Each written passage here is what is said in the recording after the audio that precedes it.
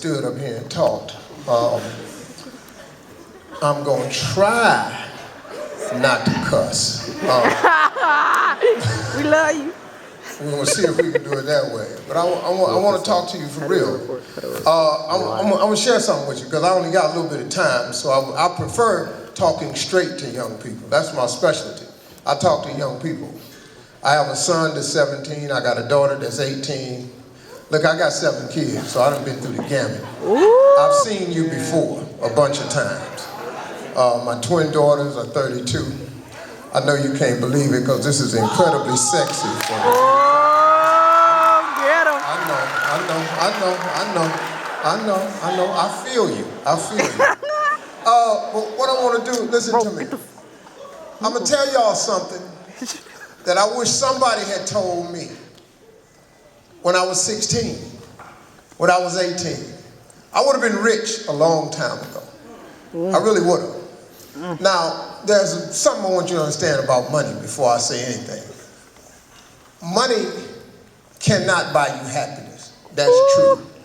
But it will park you right in front of Happy House. And you can go in there and see if he's home. That's the deal with it. I'm not going to talk to you just about that, but I want to talk to you about secret. You know, if somebody had told me what I'm about to tell you when I was your age, it would have helped me immensely. But I got to give it to you straight. So while I'm talking, you know, don't judge my grammar because I don't use good grammar when I talk. I didn't make my money because I spoke good grammar. I'm probably the most grammatically incorrect person on TV. I make a lot of money, but it ain't because of the way I talk. I can trust me now. Oh, I can't even write. You know, English, I was looking out the window. I was just writing jokes. They got to the part about commas and quotations and punctuations. I just missed all that. I didn't get it. I don't know when to make an indent and start a new sentence. I just, like when I text, I just write ... That means I'm about to start talking about something else. That's it. Yeah. So here's the deal. You have been told something about your education that's only partly true.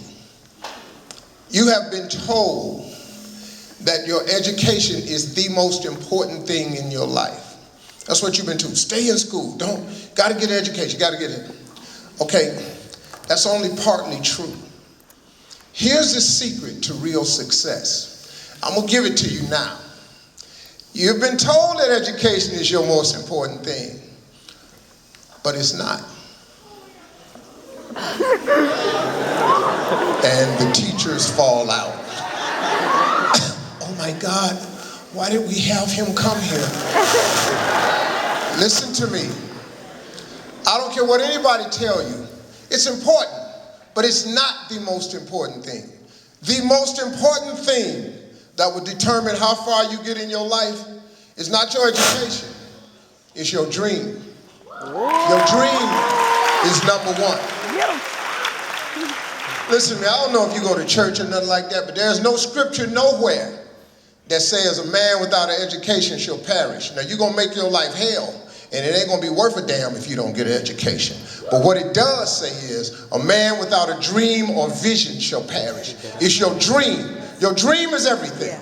Now, I'm going to tell you how this works, because I once had a dream. So I was a little dude. I was in the 6th grade. All I wanted to do was be on TV. You know, we had an assignment. The teacher had everybody come in from summer break, you know. It's in 6th grade, and the assignment was for everybody to write their name on a piece of paper and one thing on the paper, what you want to be when you grow up. So everybody filled out the paper. Well, I wrote on my paper, I want to be on TV. So she collected all the papers, and she started going around the room, and she said, okay. She started reading off the names, and she had everybody stand up at their desk. And she said, little Tommy, and Tommy stood up, he wanted to be a ball player. And then Mary stood up, wanted to be a doctor. And Willie stood up and wanted to run a gas station. And Lonnie Cotton stood up and said he wanted to be a doctor. That was the only time that I hated somebody at the school. That was Lonnie Cotton.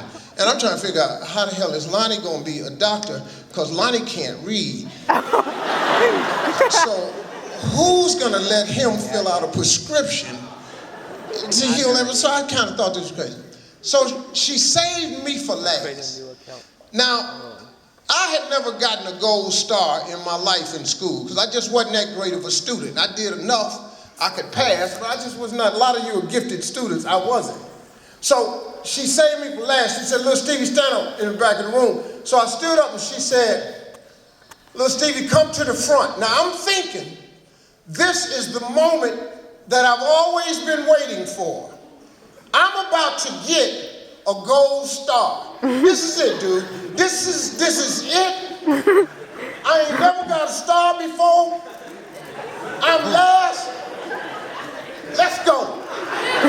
So I started walking up in front of everybody. Now I was poor, so I used to wear my brother's clothes, and I had them wrapped around me, and I had a belt on, and I was just poor. I wore hand-me-downs. I get up to the front, and the kids is laughing.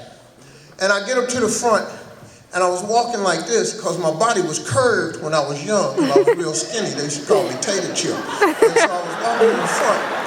They said, Tater Chip, do it, Tater Chip. And I got up front, and my teacher said, little Stevie, what did you write on your paper? And I said, I want to be on TV. And she said, why did you write that on your paper? I said, because that was our assignment for today. She said, but why did you write that on your paper? And I said, because you had asked us what we wanted to be, and I wanted to be on TV. She said, why would you write such a thing on your paper? I said, uh-oh. This is not the gold star moment that I thought it was. This dream-killing heifer is trying to ruin me. This is a bunch of bull right here. This is some bull. This is bull. This is not the gold star moment. So she said, do you know anybody that's ever been on TV? I said, no, ma'am. She said, do you know anybody in your family been on TV? No, ma'am. Anybody in the school ever been on TV? No, ma'am. She said, well, why would you write such a thing on your paper? And I was crushed. I'm 10. I was crushed. I said, well, damn, you know, but you asked me, I wrote it on the paper, what's the problem? She said, I'm calling your mother, and I'm telling her you're being a smart aleck up at the school. So back in the day, they pinned a note on your coat and you took it home. There weren't no emails or nothing like that. So you wore this note on your coat, tagged on, looked like a slave. I'm going to the house. My mom is waiting on me. She's ticked to the highest level. Why are you up there? She said, when your daddy get home, I'm gonna tell him what you did. My father came home that night. He called me in the room. I walk in. She said, tell your father what you did. I said, I wrote on the paper that I want to be on TV. She said, why would you write such a thing on your paper? I said, because mama, that's what I want to do. I want to be on TV. She said, but that's not what the assignment was. And I'm going, wow, man, you gotta be kidding me. Mama, this is what the assignment was. So my father said, well, what she want you to write on that paper? I said, policeman or something. He said, go in the room, wait on me. So I went in the room, they out there arguing. So my father said to my mother, if he want to be on TV, what's wrong with that?